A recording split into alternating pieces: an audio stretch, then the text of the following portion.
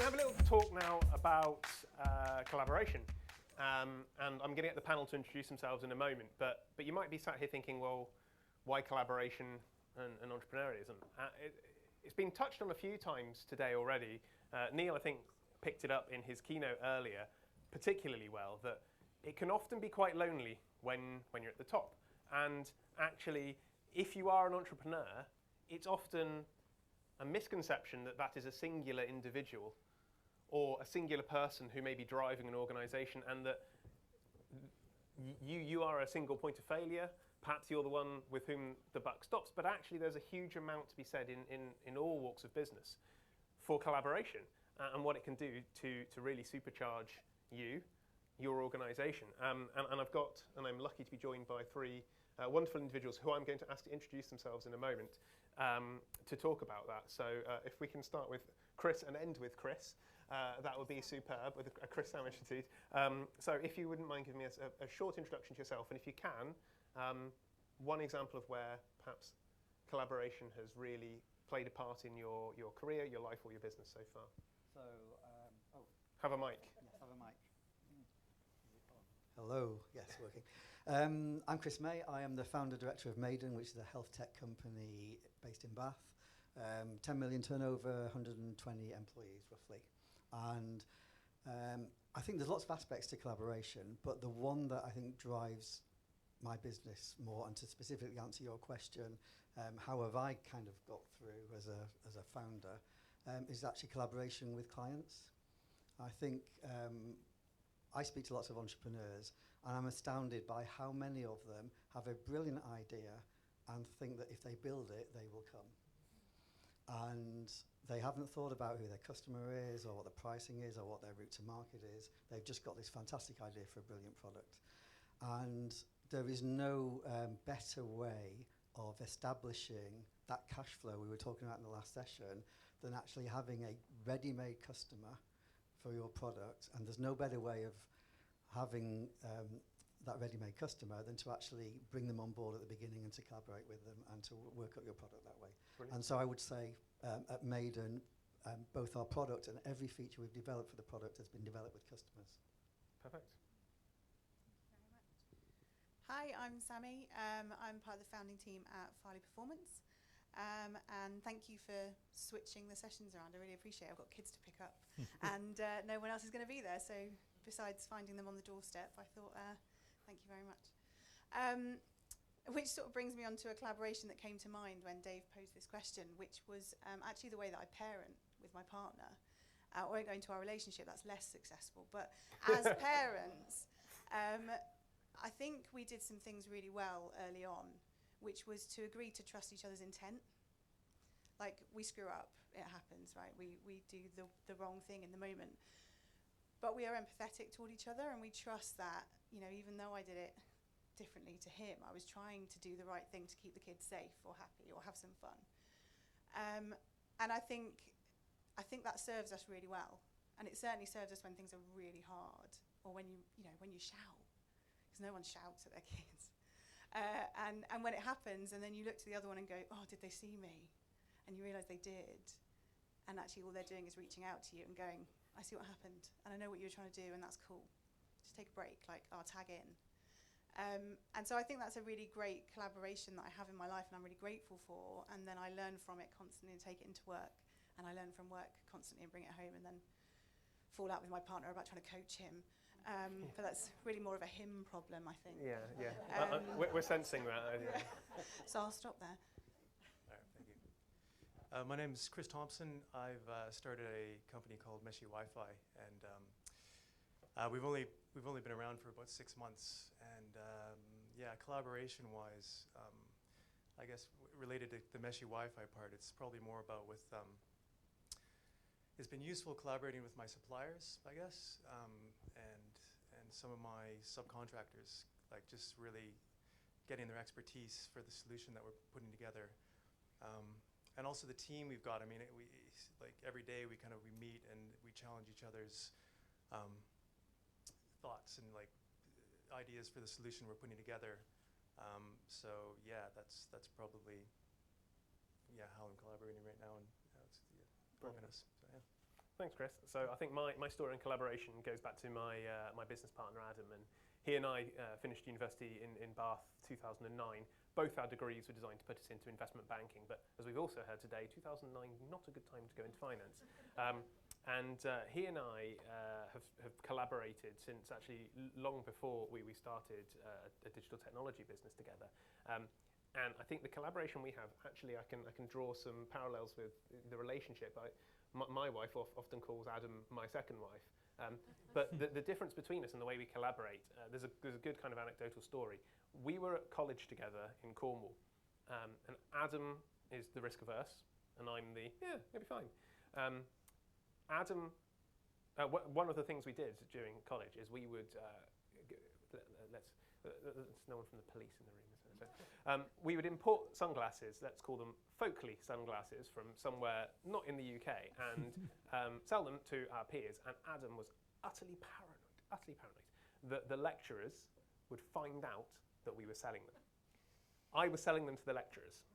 And that kind of, that collaboration, that trust we built up between the two of us over the years to kind of trust and ping off each other has been instrumental in getting a company to where it is today. But what I'd like, and I'm going to start, Chris, with you, since you're holding the mic.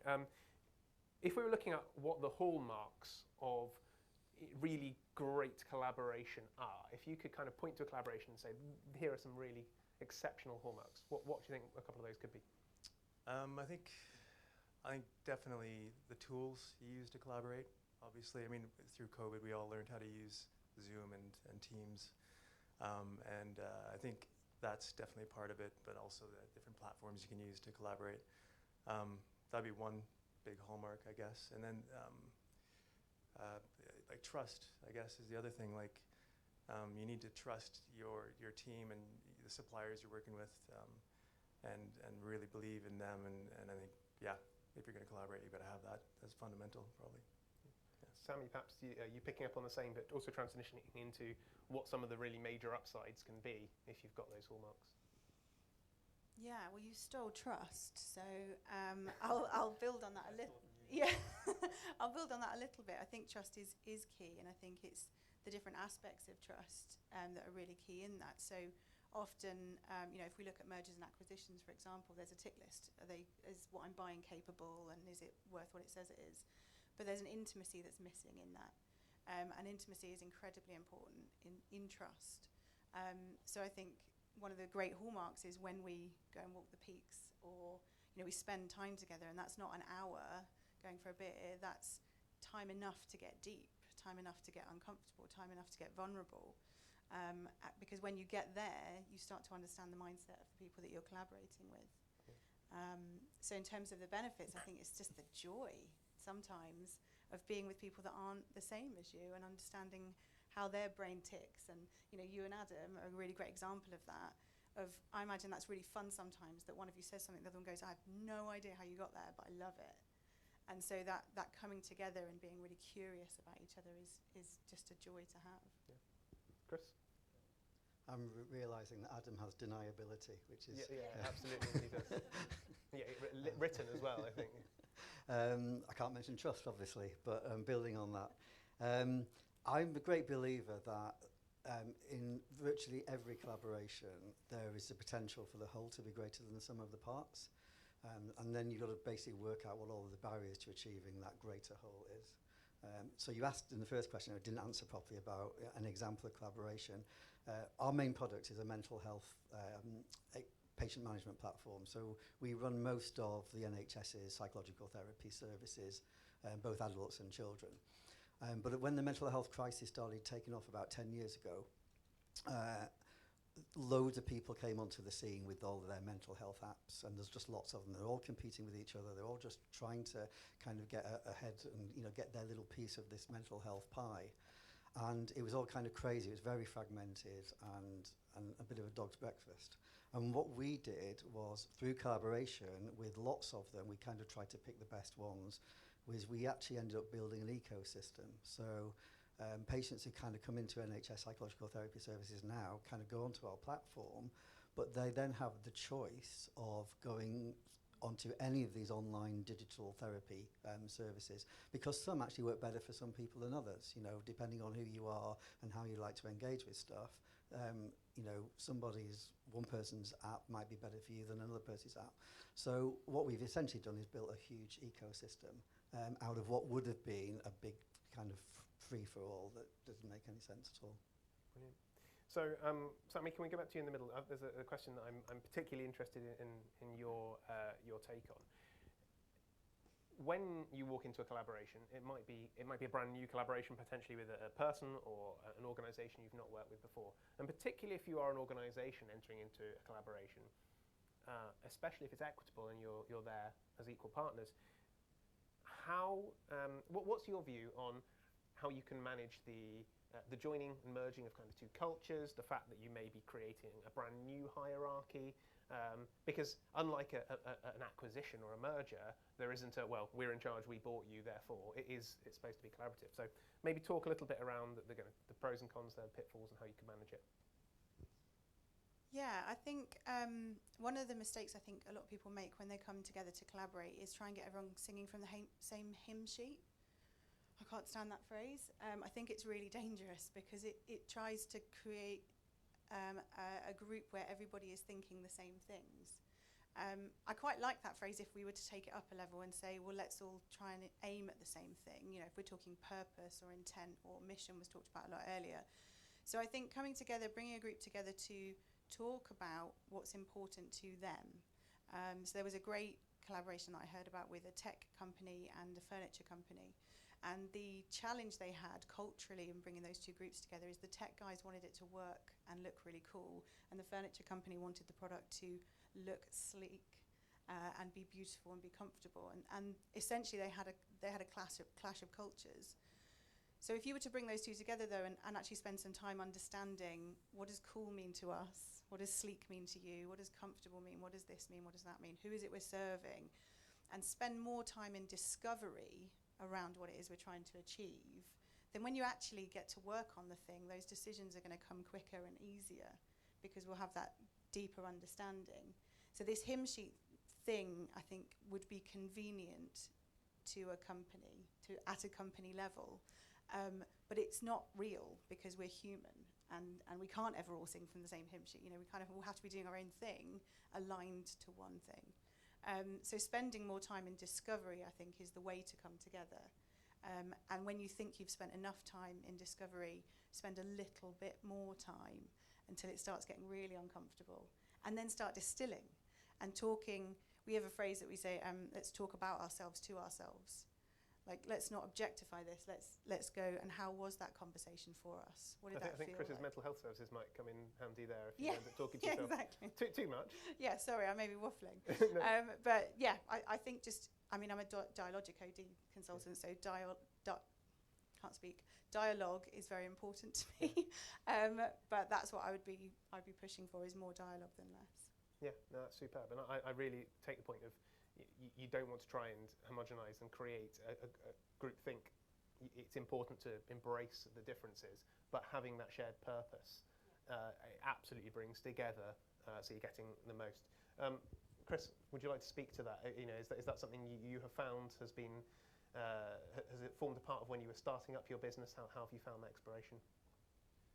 Yeah, definitely. I think so. Like the team, we had like very little time to get a team together.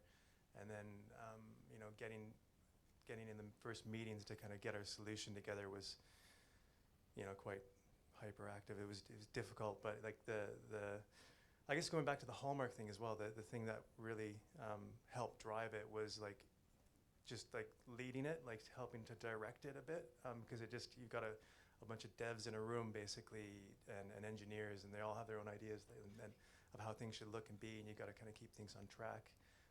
So I think just being the director of that a bit, and you're never on the same hymn sheet ever really. You're just trying to stay on the path and come together on that solution. I don't know if I've answered the question, but anyway, yeah. I think the hallmark thing, like leadership, is definitely another one I would add to that. Yeah. And Chris, I think there's another piece that is intriguing about Mayden, and you can hopefully give a brief infill around your management structure and the way you're set up. I think, other Chris has just talked about the kind of collaboration when forming a team. Often you see that when an organisation grows to a certain size that you are, tribes form, and actually you get internal organisational collaboration between departments. But you guys have got a rather different structure in terms of your hierarchy, or should I say not hierarchy. So do you want to speak a little bit to that and how you feel that either aids or not collaboration? Sure. When you mentioned hierarchy earlier, I was almost about to say we don't have a hierarchy. Yeah, indeed. I could talk for hours about this, and don't. And I have done. I need to keep it brief. So can I do a book plug? If anybody's interested in organisations that are flat structured, self-managing teams, etc., we published a book a couple of months ago called Made Without Managers. You can buy it on Amazon, and it will kind of give you chapter and verse on what we've done. But actually, essentially, if you don't have a hierarchy, you don't have a load of people telling a load of other people what to do, then actually collaboration is absolutely key. Everybody has to collaborate with each other, so it's really important. So internally, we do have lots of teams, but they're not tribes. The whole thing doesn't work if those teams don't collaborate with each other.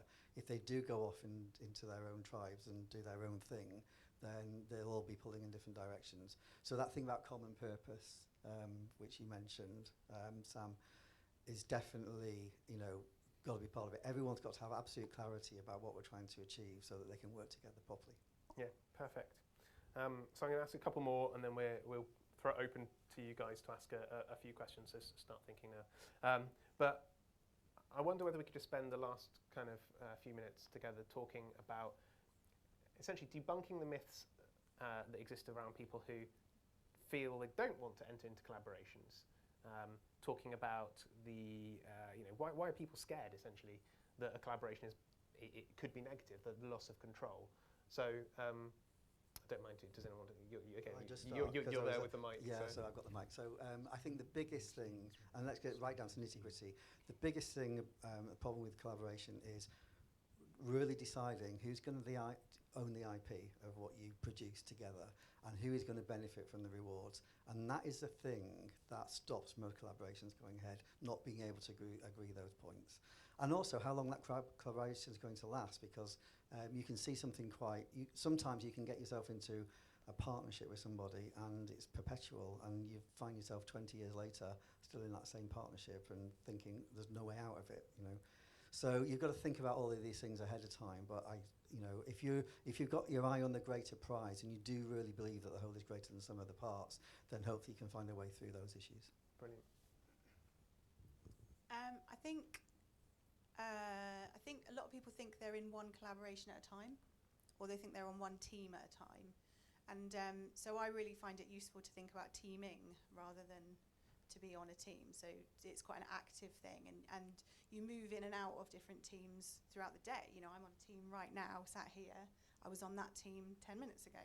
And acknowledging the movement between those teams is really important, and then particularly when you come into collaboration, recognising that that's not a passive thing. I'm collaborating. I'm doing it right now, and therefore I have a role in it, and so do other people. And I think recognising that you are in it and you're doing it helps you then to sometimes separate the ego from it. Actually, this isn't a thing that I own. This is a thing that we're in, and you can kind of get in amongst it. So I think the practice of recognising that you're in and out of these things all the time really helps when you're in them. I think in terms of sort of a negative slant on collaboration, some people, I guess, get a bit afraid to collaborate. So if you're in a room and you just can't get anything out of them, it's like it's finding a way to encourage them to speak and give you their ideas. So it's like, that's I guess would be a challenge, and it is a challenge actually. You get people. So it's finding a way to kind of get on their level and talk in their language to get stuff out of them to help collaborate. So I guess that's probably I completely agree, Chris. I think there's a huge part around whether there are some people who really enjoy initiating collaborations, and there are those who hate initiating them but love being part of them. and it's perfectly reasonable to be either of those. But if we were in a perfect world, we may all walk around with a badge explaining which of the two we were, but sometimes there's a little dance that has to be done ahead Absolutely. of that. So, because you get people that are absolutely brilliant, but they'll sit there silent and they won't give you anything, and you're just like, come on, you know, like you got to get it out of them, right? But yeah, so that's definitely a trick, is getting that out of people. super. Yeah. Right. I have already got a pre-question from the audience, which I can come to in a moment. But if we want to open it up, Greg, did you want to? Yeah, we're just running a little bit short of time. That's the only thing. So a perhaps couple if of we could questions. couple of questions. Yeah. Super. Yeah, that's right. Yeah. Can someone grab a mic or throw a mic, chuck a mic?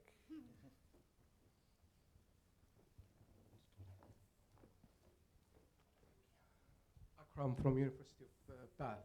So I just would like to understand, I mean, from your own perspective, you choose the word collaboration or collaborative advantage, while most of the literature and most of the sectors are now talking about partnership, strategic partnership, and that alignment. Is there any kind of imbalance in terms of power in the word collaboration and in terms of that control of our resources? And is collaboration is in terms of new relationship rather than existing relationship? Yep. Thank you. Anybody feel particularly drawn to that one? Chris was kind of touched on that anyway, with the whole sort of, I think, having that upfront conversation about where that collaboration is going, and anyway, I'll let you kind of elaborate on that one. Now he's throwing you in it. I actually don't have an answer. The question's really interesting because I use the word collaboration and partnerships interchangeably, Yeah. and I never even thought about whether there is a difference between them at all. So you just kind of got me thinking, which is why I just looked here puzzled, not ready to answer the question, but you know, kind of. But Sam, I'm sure, has a really much better answer. Yeah. Is that what we're doing now? We're just setting each other up. Okay, I will definitely think of a good answer because we were running low. I don't know. I mean, the first thing that comes to mind, this is me very personally. I just thought partnership, I'd probably go to two entities, and it sounds a little more permanent, I guess. I mean, I'm literally spitballing here.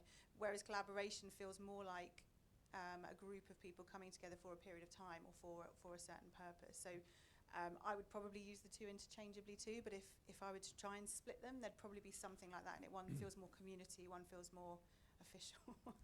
Brilliant. If we've got one more, we can sneak into time. Yeah, Cherian?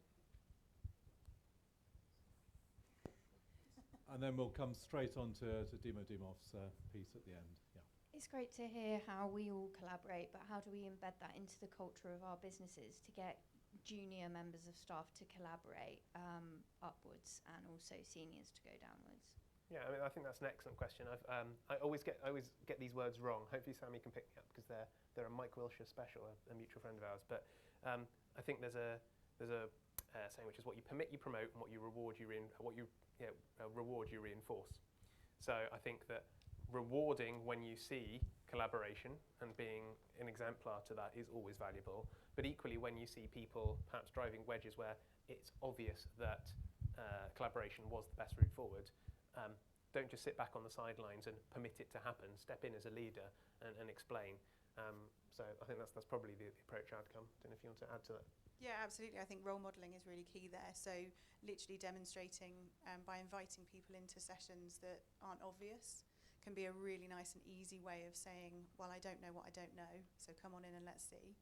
And can start to demonstrate that that's a behaviour that's permitted in the organisation. Yep. And I think also making space for it is really important. So we can talk about mindsets, we can talk about behaviours, absolutely, but literally integrating into our systems and processes room for collaboration, just lays it on the line. Brilliant. Before I ask you to thank Chris, Sammy and Chris, if you want to hear more about collaboration, the Bath Digital Festival is coming up on the 12th of July in the Apex Hotel. There's going to be a dinner around the topic of collaboration, so plenty of time for people to literally get together, eat and hear more about it. So you can find more about it on Storm's LinkedIn. But because we're short on time, I think we'll wrap it all up there. Can I offer my thanks on your behalf to Chris, Sammy and Chris, and from us at Storm